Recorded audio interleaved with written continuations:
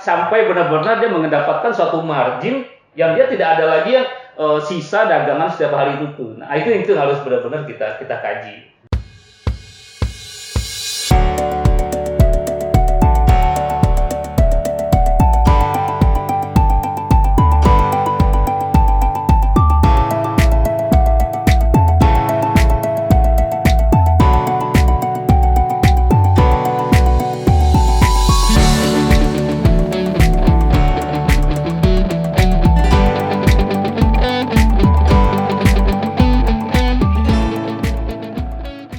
Halo kerabat Narasiti, berjumpa dengan saya Rudi Antono dan seorang pemerhati ekonomi kerakyatan.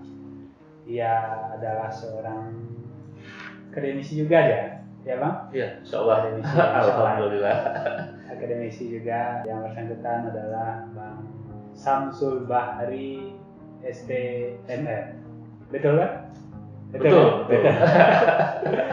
Oke Bang, ini kedua kali kita jumpa ya. Iya, baik. Dan kali ini kita akan berbicara tentang bagaimana perkembangan di sektor UMKM. Saat ini kan kita masih masa pandemi. Iya. Pandemi dan niat pemerintah itu sudah luar biasa saya lihat. Baik itu pemerintah pusat, pemerintah provinsi maupun kabupaten kota. Sudah banyak bantuan-bantuan yang sifatnya memberi stimulan untuk mereka-mereka yang bergerak di sektor usaha mikro kecil. Tapi Abang sendiri melihat bagaimana kondisi UMKM dan perhatian pemerintah itu sendiri? Terima kasih. Assalamualaikum warahmatullahi wabarakatuh. Salam sejahtera untuk kita semua, sahabat Andalas TV, dimanapun berada. Alhamdulillah pada kesempatan hari ini saya berkesempatan hadir bersama pemirsa seluruhnya, dan tentunya ini hasil karya Rudi yang telah mengundang saya untuk bisa bersama-sama kembali kita ngobrol lepas ya. Ngobrol lepas.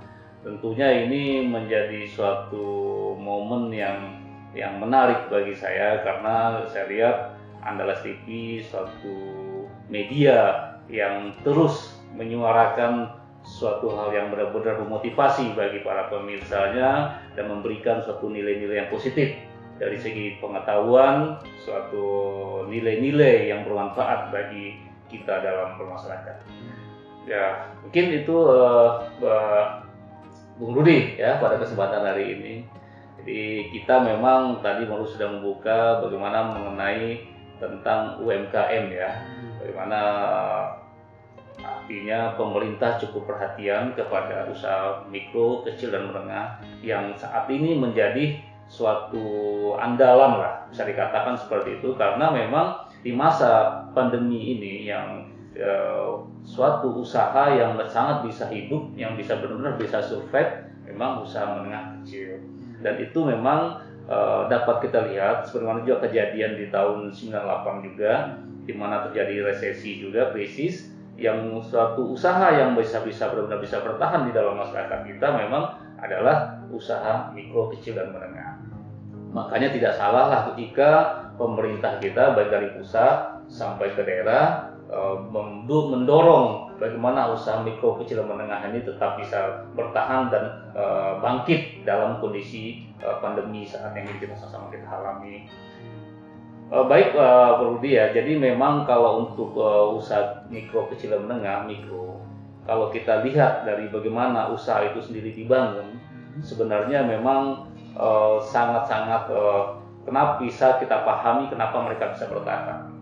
Karena bagi pelaku usaha mikro, khususnya mikro dan kecil, usaha itu bagi mereka adalah kehidupan mereka. Jadi mereka mau tidak mau mereka harus survive. Cara mereka bertahan hidup juga. Iya, itulah cara mereka untuk bertahan hidup. Artinya mereka apapun situasinya, apapun kondisinya, ya mereka tidak akan melemahkan dirinya. Karena kalau mereka tidak menghidupkan usahanya, walaupun itu hanya usaha mikro, kecil, ya dia juga tidak akan hidup. Jadi mau tidak mau mereka bertahan. Beda misalnya dengan usaha besar, perusahaan-perusahaan besar atau bisnis besar atau big company. Kalau mereka merasakan bisnisnya tidak menghasilkan laba yang sesuai yang ditargetkan, mereka bisa tutup bisnisnya dan mereka mungkin punya cadangan lain.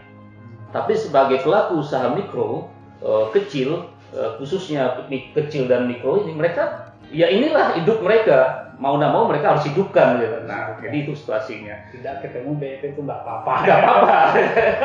Jadi minimal bagi mereka ya seperti goreng-gorengan yang kita lihat hari ini. Ya mau nggak mau, walaupun mungkin dia hanya memiliki modal 100.000. Iya. Jadi ya dia harus beli bahan-bahannya, dia goreng, dia jual, mungkin hanya dapat misalnya 100 potong, tapi dia jual, dia asumsikan dengan 100 potong dia dapat untung 50.000. Jadi 50.000 yang margin yang diharap ini kan membuat hidupnya bisa bertahan untuk 1-2 hari ini. Itu situasinya Pak kalau begini. Jadi memang cukup unik ya. Cukup unik memang. Kalau bicara UMKM. Jadi kalau bicara UMKM memang agak berbeda dengan usaha-usaha yang menengah ke atas ya, yang besar ya, karena mereka sudah punya kematangan secara bisnis atau secara hitung-hitungan gitu kan. Tapi kalau kan tidak, di situ mereka terletak ya pemiliknya dia, si pelakunya dia, penjualnya dia, productionnya dia juga, segala-galanya dia semua gitu kan. Jadi sebenarnya kalau kita hitung gaji mereka, harusnya si penjual goreng-gorengan ini gajinya 4 kali lipat. Yang menggoreng dia juga, menjual juga, beli bahannya juga.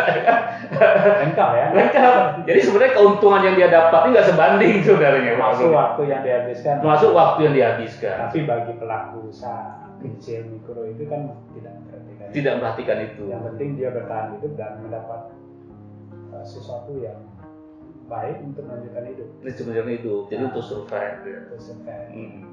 Bang, ini kan bantuan kan juga terus mengalir untuk seterus. Iya. Ini. Gitu iya. Kan. Kalau nggak salah, tahun kemarin ada semacam WRC kalau di provinsi Sumatera Barat ini. Ada sekitar 3 jutaan, tapi dalam bentuk barang-barang juga. Barang-barang juga. Nah, ada yang untuk yang ingin jual gorengan ada disediakan kompor dan segala macam. Gerobaknya gitu. Gerobaknya. Yang jual minuman ada kulkasnya, ada minumannya gitu. Betul. Itu pertanian juga ada. Iya. Abang sendiri melihat efektif nggak kegiatan seperti ini? Ya sebenarnya kalau secara programnya sudah bagus sebenarnya Rudi ya. Artinya pemerintah sudah melihat ini loh kebutuhan masyarakat kita, khususnya usaha mikro kecil tadi. Artinya ketika dia jual minuman dingin, berarti dia butuh pendingin. Ya. Ketika dia menjual gorengan-gorengan, dia butuh kompor, butuh gerobak, ya kan, untuk berpindah-pindah hasilnya dari rumahnya. Yang mau digoreng pun disediakan. Disediakan, yang mau digoreng pun bahannya disediakan, gitu kan. Nah, cuman kadang-kadang perlu suatu evaluasi ketepatannya. Kadang-kadang ketepatan sasaran dari dana yang dikucurkan. Terkadang sebenarnya ketepatan ini berangkat dari data juga. Kalau datanya tidak tepat, maka otomatis dana yang dikucurkan juga tidak akan tepat sasaran. Nah, kemudian barang yang dibeli tadi dijual lagi. Dijual lagi, ya, karena dia pertama itu. Kedua, untuk membangun usaha ini kan perlu waktu juga. Misalnya untuk bisa menjual gorengan ini untuk bisa laku, belum tentu hari ini misal saya nih belum pernah menjual goreng-gorengan. Tiba-tiba saya disuruh jual goreng. Pak Samsul besok jual pisang goreng. Walaupun mungkin saya hobi pisang goreng, tapi saya belum tentu ketika saya jualan goreng pisang belum tentu laku kan. Belum tentu gitu kan. Passionnya belum tentu emas. Belum tentu passionnya emas gitu kan. Yang kedua, kita harus mengenal dulu. Nah, ini salah satu yang menarik juga. Kalau untuk mikro ini, terutama untuk jual makanan atau apa yang terkait mikro itu, mereka kaki lima lah. Kalau bisa bicara itu kan sebenarnya pedagang kaki lima atau usaha mikro yang kecil-kecil. Nah, itu terkait juga dengan tempat, lokasi dia di mana dia buka usaha gorengannya, ya kan? Tidak bisa kita kasih gerobak, dah kamu jualan. Dia kan harus cari tempat dulu. Tempatnya harus dia pelajari. Ini strategis tidak. Daya beli. Nah, kalau ketika dia sudah dapat tempat, kan dia harus mengenali dulu pembelinya. Nggak mungkin dia buka hari ini orang akan beli. Belum tentu habis itu. Misal dia bikin 10-100 potong, belum tentu habis 100 potong. Mungkin hanya laku 50 potong. Besok dia bikin yang 50 potong ini nggak akan bisa jual lagi, harus makan ini. Atau dibagi-bagikan ke tetangga. Kalau makanan tuh nggak bisa bertahan sehari 2 hari kan. Dia bagikan tuh udah rugi itu. Besok dia produksi lagi. Nah, kalau laku 60, memang naik nih. Tapi laku 60 masih ada sisa 40. Bagi-bagi lagi yang 40-nya kan. besok jual lagi. Nah sekarang kira-kira modal yang diberikan cukup untuk dia bertahan sampai benar-benar dia mendapatkan suatu margin yang dia tidak ada lagi yang sisa dagangan setiap hari itu tuh. Nah itu harus benar-benar kita kaji. Itu yang diperhatikan. Ketepatan. Jadi tidak juga seseorang kita kasih modal untuk sudah saya kasih nih modal 3 juta untuk usaha goreng-gorengan. Kenapa kok nggak untung? Ya nggak bisa untung. Untuk bisa untung itu kalau makanan tuh minimal 3 bulan. 3 bulan baru bisa dapat untung. Karena 3 bulan itu proses perkenalan. Proses perkenalan dulu. Orang akan coba, oh ya ini enak rasanya. Oke, baru dia balik lagi. Ya kan? Nah, proses orang untuk bisa membeli berulang itu kan tidak bisa sehari 2 hari. Gak mungkin juga seseorang tuh beli gorengan tuh setiap hari kan? Butuh waktu juga. Perlu waktu juga. Jangan dikira nanti ada masyarakat yang kurang mampu dikasih peralatan untuk dagang jual goreng misal gitu kan. Iya. Suruh jangan dikira langsung untung ya. Langsung untung belum tentu. Jadi kita harus juga berikan suatu edukasi kepada masyarakat. Ya itulah manajemen juga sebenarnya kita berikan. Itu kadang-kadang kelemahan di usaha mikro ini kan manajemen keuangannya kan lemah. Artinya ketika dia dikasih uang 1 juta, dia belikan itu 1 juta habis untuk modalnya. Nah ini yang 1 juta untuk modal ini kan belum tentu balik lagi nih, ya kan? Iya kalau 1 juta modal ini kalau habis semua, kalau nggak habis, saya bilang tadi habisnya 50% atau setengahnya, yang setengahnya ini udah kemakan modalnya nih. Nah jadi kan berkurang, sehari berkurang, 2 hari, 3 hari, seminggu udah habis modalnya, tutup dia. Kalau uang 1 juta itu perlu juga manajemen ya? Iya manajemen juga, artinya karena memang yang selama ini saya pahami, kebetulan kajian saya waktu di S2 tentang pedagang kaki lima ya Rudian, jadi memang umumnya pedagang usaha kecil mikro ini mereka tidak ada manajemen keuangan yang benar-benar baik, umumnya seperti itu, lemahnya di situ.